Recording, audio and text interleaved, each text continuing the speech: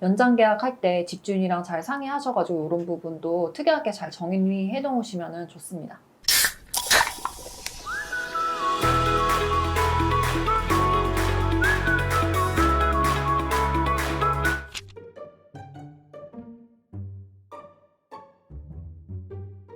변호사님, 네.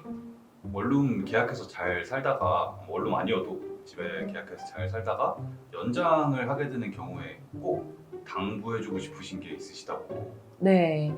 연장 계약 하실 때 일단은 보증금을 증액을 아마 많이 하실 텐데, 보증금을 증액을 했으면 그 증액된 보증금에 한해서 확정일자를 다시 받으셔야 돼요. 보통 우리가 최초 계약할 때 주민센터에 가셔가지고 뭐 전입신고 하시고 확정일자 받잖아요. 그 확정일자 받는 절차를 보증금이 증액이 됐으면은 그 임대차 계약서 가지고 가셔가지고 다시 한번 받으셔야 돼요, 확정일자를. 이게 왜 그러냐면은 우선 변제권이라는 것 때문인데, 우선 변제권이라는 거는 임대인이 이제 보증금을 지급을 임의로 안 해줘가지고 경매 절차가 들어가는 경우에 그 임차인이 확정일자 받은 날짜보다 그 후에 들어온 뭐 저당권자라든지 기타 권리자나 아니면 채권자들보다 우선해서 낙찰 대금에서 보증금을 변제받을 수 있는 그런 권리예요. 쉽게 설명을 드리면은 임대인이 되게 빚은 많은데 능력이 없어가지고 임대인이 여러 채권자들이 있을 거 아니에요. 채권자들이 혹은 아니면 임차인 본인이 주택을 경매시키는 경우가 있을 수 있단 말이에요. 그럼 그런 경우에 채권자들이 그 주택에 자신의 권리를 설정한 그 순서대로 낙찰대금에서 자기의 그 채권을 배당을 받아가요. 예를 들면은 2022년 1월 1일에 A라는 저당권이 설정이 됐고 2월 1일에 B라는 세입자가 확정일자를 받았고 3월 1일에 C라는 저당권이 설정이 됐다 하면 이 주택이 나중에 경매가 되면 그 낙찰대금에서 1순위로 A라는 저당권자가 가져가는 거고 두 번째가 확정일자 2월 1일에 받았던 B 세입자가 가져가는 거고 그래도 낙찰대금에서 이제 좀 돈이 남았다 하면은 C라는 저당권자가 가져가는 거예요. 그러니까 이 확정일자는 그 임차인에게는 굉장히 중요한 거죠. 자신의 권리를 보전받을 수 있는 순위에 해당되니까요. 그러면은 시기랑은 상관이 없는 거예요. 예를 들어 2020년에 내가 확정일자를 받았어요. 네. 그때는 보증금이 2천만 원이었는데 네. 22년도에 3천만 원으로 올리고 확정일자를 받으면 네. 다시 어쨌든 그럼 2년 뒤에 제가 계약을 하게 되는 거잖아요. 뭐 그런 시기나 이런 거는 상관이 없는 건가요?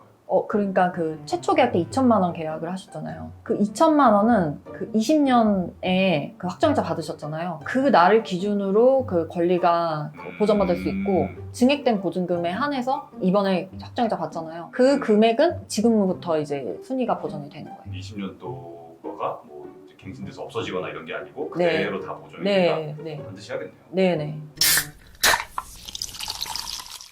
그 다음에 계약서를 꼭 연장 계약을 할 때 다시 써야 되는지 많이 여쭤보시는데 다시 쓰기는 쓰셔야 돼요. 근데 이제 방법이 여러 가지인데 기존 계약서에다가 그 이번에 연장된 계약의 그 조건들 있잖아요. 계약 기간이 바뀌었을 것이고 뭐 보증금이나 차임이 바뀌었을 것이고 그런 바뀐 그 주요 조건들에 대해서 그냥 부기를 해놓는 식으로 쓰셔도 되고 그리고 그냥 아예 새로운 계약서에다가 연장 계약서라고 해서 새로운 계약서에다가 쓰셔도 돼요. 둘 다 어느 거나 상관없는데 반드시 들어가야 되는 거는 이제 임대인하고 임차인의 서명은 반드시 들어가야 되고요. 그리고 이제 또 중요한 게 만약에 이 연장 계약이 임차인의 갱신 요구권 행사에 의해서 갱신된 계약이라면은 임차인이 갱신 요구권을 행사해서 연장된 계약이다라는 그 문구를 꼭 쓰셔야 돼요. 왜냐하면은 임차인이 만약에 나쁜 마음을 먹은 경우에 갱신요구권 행사해서 연장된 계약임에도 불구하고 그 2년 지난 다음에 나는 갱신요구권 쓴 적이 없다 이렇게 주장을 할 수도 있어요. 그러면 또 막 분쟁이 되거든요. 그렇기 때문에 연장 계약을 하실 때는 임차인이 갱신요구권을 이번에 썼다라는 것을 확실히 정리를 해주시는 것이 중요합니다.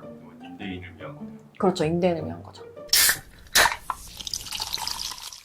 그리고 이제 또 마지막으로는 최초 계약 때 잘 몰라서 미처 정해놓지 못했던 사안들이 있을 수 있어요. 하자 보수해야 되는 부분이라든지 반려동물 양육 여부 혹은 담배 피워도 되는지 퇴실 시에 청소비 누가 부담하는지 이런 부분에 대해서 살면서 알게 된 부분이나 조율이 필요하다고 생각되는 부분들이 있으실 테니까 연장 계약할 때 집주인이랑 잘 상의하셔가지고 이런 부분도 특이하게 잘 정리해 놓으시면 좋습니다.